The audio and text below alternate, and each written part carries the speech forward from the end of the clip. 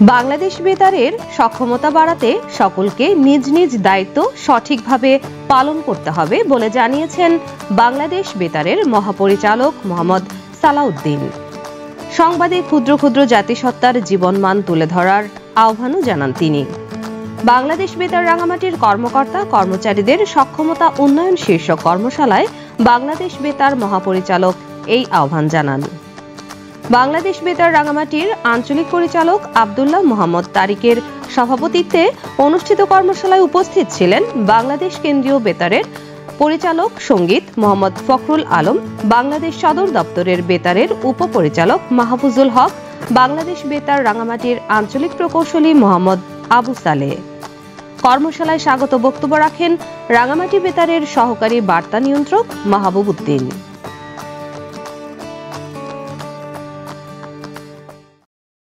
News desk, Bangladesh Betar, Rangamati.